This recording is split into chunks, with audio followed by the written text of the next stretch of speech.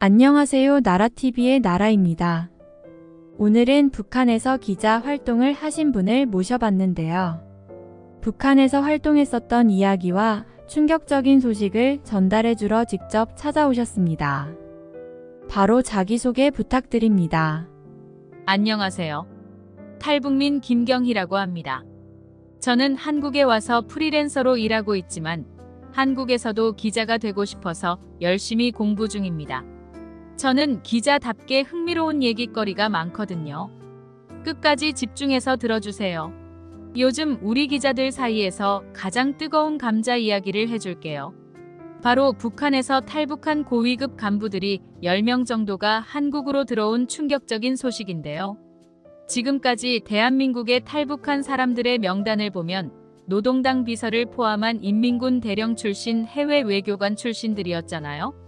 근데 북한 국가 보위성 고위층의 중장급마저 탈북해 한국으로 들어왔다는 이야기가 있어요. 북한 김정은 정권을 지탱하고 있는 사회 안전성이나 국가 보위성 고위층들의 탈북은 정말 드문 일이거든요. 그럼 그가 왜 탈북하게 되었고 이후 김정은 정권이 얼마나 정신적 혼란에 빠지고 있는지 알려주겠습니다. 북한에 있는 제 소식통 친구가 말하기를 북한 엘리트층들 단체 이탈에 이어 중장급까지 탈북하자 김정은은 제외 공간들을 대상으로 무작위 대규모 검열을 실시한 것으로 전해졌어요. 근데 요즘 북한 사람들은 이런 검열에 되게 철저하게 준비하거든요. 사례들이 좀 있지 않습니까?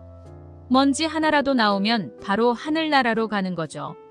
털어도 안 나오니까 김정은이 이제는 제발 자수하라고 난리라고 합니다.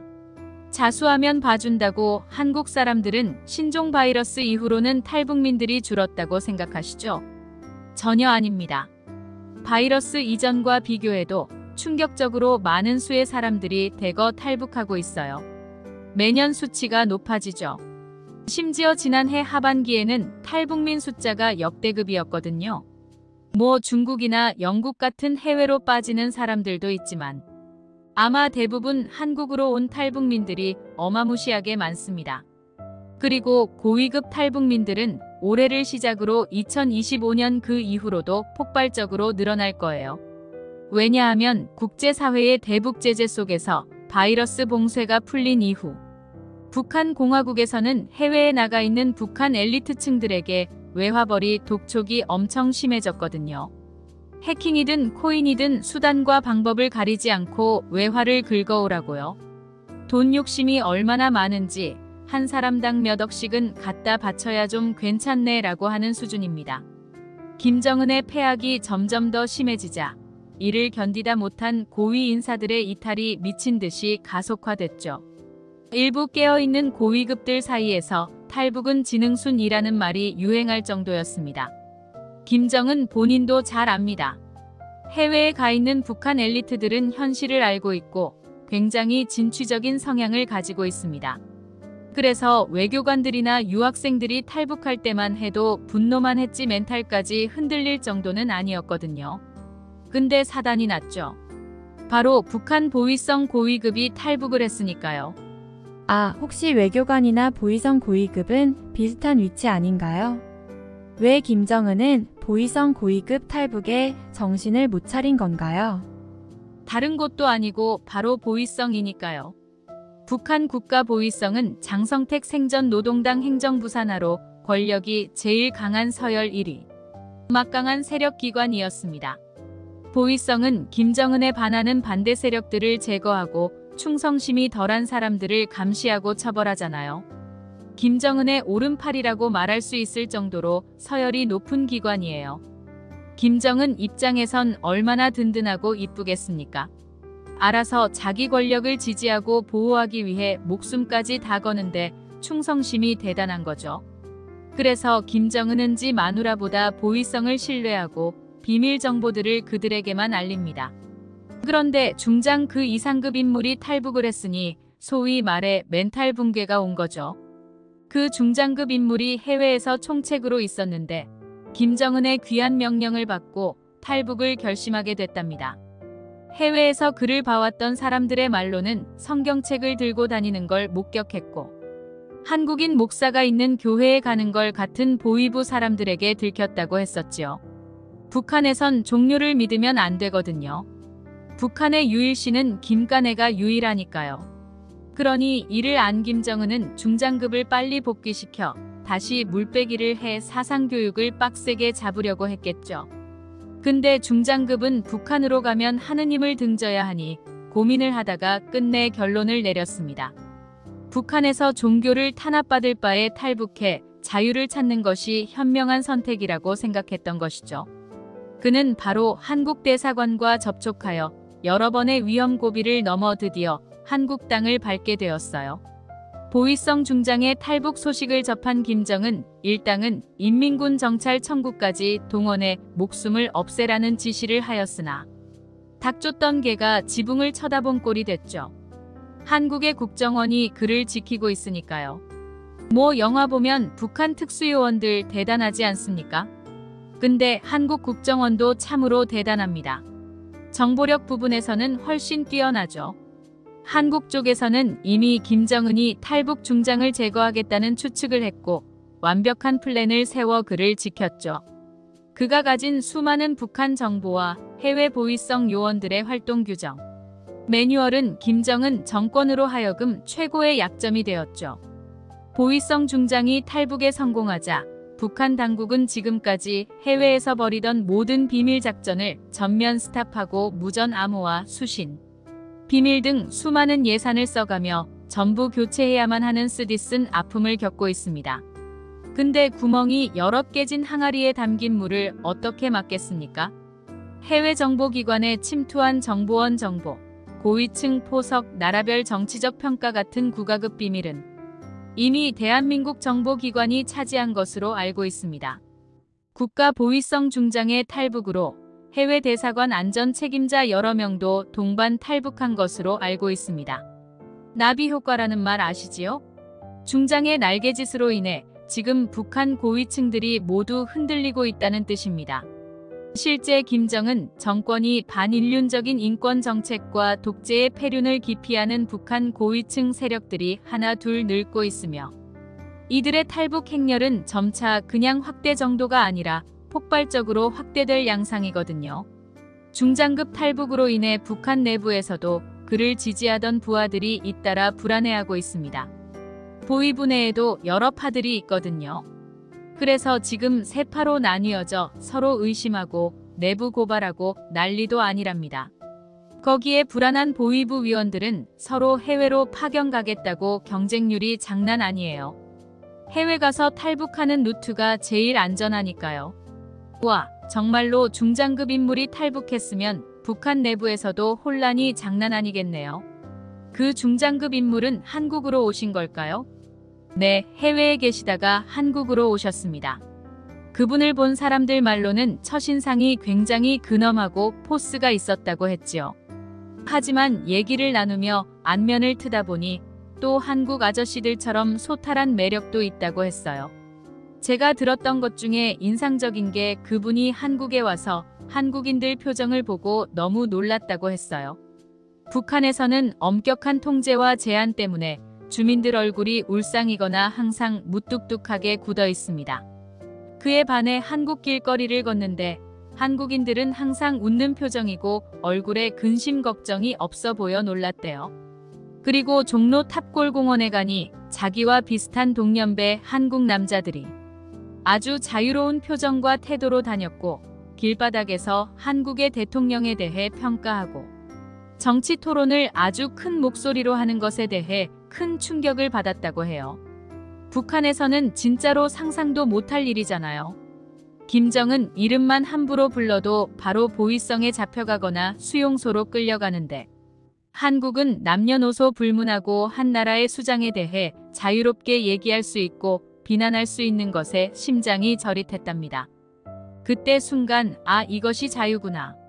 이 자유롭고 풍요로운 분위기라서 한국이 선진국이 될 수 있었던 거구나 라고 느꼈다고 합니다. 그리고 어린 학생들은 항상 싱그럽게 맑게 웃으며 장난치고 다니고 북한 애들은 시들어서 웃음기가 많이 없거든요. 밥을 잘 먹지도 못하니 힘을 쓸 에너지가 없는 거죠. 그렇기에 어린아이들의 웃음소리가 가득한 걸 처음 봤다고 합니다.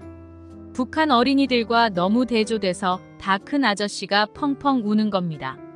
좋은 국가는 아이들의 웃음소리가 끊이지 않는다는데 북한 아이들이 너무 불쌍하다고요. 솔직히 북한 보위성에서 일했으면 얼마나 냉혈한에 무서운 짓도 수없이 했을 것 아닙니까? 북한에서 꽁꽁 얼어붙은 감수성이 한국에 와서 완전히 녹아버린 거지요. 그리고 또 놀란 게 한국의 군대였다고 합니다. 북한에선 군인들에게 인권이라는 것이 없다는 건 다들 아시죠? 이 중장도 한국 군인들 역시 북한처럼 인권이 없을 거라고 생각했대요. 근데 군인들의 복지와 안녕을 최우선으로 고려하고 인간다운 삶을 유지하려 해주는 한국 국방부를 보고 충격이었대요. 특히 종교와 같은 요소에 대해서도 평등성을 지켜주고 포용해주는 태도에 감동받았다고 했습니다. 군인들이 먹는 밥, 휴게시설 이런 걸 보고 북한에 있는 군인들이 생각나 또 눈물을 흘렸다고 합니다. 피도 눈물도 없던 북한 보위성 중장이 한국에 와서는 완전 울보가 다 되었지요. 그리고 북한 군인은 키가 작고 왜소하거든요. 왜냐면 못 먹고 자랐으니까요. 160cm 정도가 평균입니다. 근데 이 중장분이 키가 175cm 정도 돼서 북한 내에서 그분보다 큰 사람은 잘 없다고 합니다. 근데 웬걸 한국 군대 가니까 170 정도가 평균이고 엄청나게 큰 180, 190도 봤다고 놀랐다고 합니다. 이런 키는 보통 서양에서나 볼 수 있었는데 선 하나 그었다고 해서 같은 민족이 이렇게 달라질 수 있나 싶었대요. 그리고 또 놀란 것은 근육입니다. 중장이 특수부대뿐만 아니라 일반 군인들도 근력을 키워야 된다고 항상 입버릇처럼 애기하고 다니셨대요. 근데 제대로 된 단백질 섭취가 안 되니 일반 군인들이 근육이 붙겠습니까? 근데 한국 군인들은 대부분 기초 근력이 탄탄하게 잡혀 있고 축구가 대중적인 운동이라 그런지 허벅지 근력이 특히 대단하다고 합니다. 이런 어린 군인 친구들을 보며 중장님은 전쟁 났으면 북한은 큰일 났겠구나 라고 느끼셨다고 해요. 싸움도 어느 정도 체급이 맞아야 싸울 수 있지 않습니까? 군인들 체급부터가 라이트와 헤비급인데 싸움이 되겠습니까? 항상 북한에서는 국방력 면에서 남조선은 공화국의 세 발의 피도 못 미친다고 세뇌했었는데 직접 눈으로 현실을 보고 허탈했다고 합니다. 그러고는 이제서라도 한국에 와서 다행이다라고 깊은 안도감을 느꼈다고 했어요. 지금 그분은 아주 잘 지내고 계십니다. 똑똑한 분이라 그런지 적응력이 아주 좋아요. 북한의 아이들이 참으로 안타깝네요. 그 흔한 아이의 웃음소리와 순수함을 못 듣고 못 느낀다니 정말 안타까울 따름입니다. 그럼 기자님은 탈북민들이 앞으로 더 증가할 거라고 추측하는 건가요? 네, 맞습니다. 우선 지지난해에 비해 공식적으로 알려진 탈북민 수만 3배가 넘어가고 있고요. 밝힐 수는 없지만 탈북 루트가 더 다양해지고 있습니다. 그래서 이 루트를 통해 많은 탈북민들이 전 재산을 부어서 오지 않을까 예상하고 있어요. 그리고 대한민국의 전 정부보다 현 정부가 고위급 탈북민들에 대한 대우가 엄청나게 발전되고 좋아졌거든요. 이 소식을 북한에서도 알고 있으니 탈북을 해도 북송당하지 않는다는 믿음이 있기에 더 탈북을 할 것입니다. 특히 보위성에서 단체 탈북의 파란이 일으킬 것으로 예측됩니다. 이미 보위성 간부가 탈북을 하고 안전하게 정착한 선례가 있으니까요. 중장을 추종했던 많은 부하들이 대거 탈북하면 아마 김정은 입장에선 꽤나 골칫거리일 겁니다. 국가 기밀이 아주 줄줄줄 새는 거나 다름없으니까요. 하지만 대한민국 입장에선 정말 좋은 거죠. 그런데 제가 요즘 한국 사람의 입장에서 더 생각하는 건지 제가 한국인이라면 안 좋을 것 같습니다.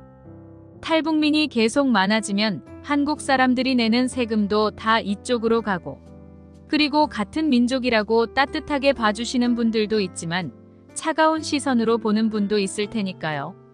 그 마음은 저도 충분히 이해합니다. 하지만 탈북민들이 다른 나라에 가서 이방인이 되는 것보다는 같은 언어를 쓰고 같은 얼굴을 하고 같은 피가 흐르는 한국에 본능적으로 오고 싶어 합니다. 다른 나라이지만 우리는 한민족이잖아요. 문화적 차이로 충돌은 많겠지만 우리는 같은 한민족이라고 생각합니다. 갑자기 하소연을 했네요. 죄송합니다. 제 이야기는 여기까지예요. 경희님의 소중한 이야기 감사합니다. 경희님은 분명히 좋은 기자가 되실 것 같습니다. 정말 멋있고 정직한 기자로서 무엇이든 잘 해내실 것 같아요. 경희님의 말도 일리가 있습니다. 문화적 차이가 너무 다르기에 맞춰가야 할 게 너무나 많겠지요.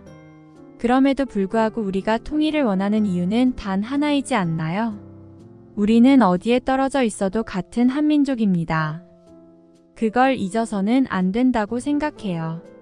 저는 아직까지도 이산가족 상봉 영상을 볼 때마다 가슴이 찢어지더라고요. 내 가족을 못 본다는 그 마음은 진정. 어떤 마음일지 제가 직접 겪어보지 않는 이상 그분들의 마음을 온전히 이해하지 못할 것 같습니다. 여러분들의 생각은 어떠신가요?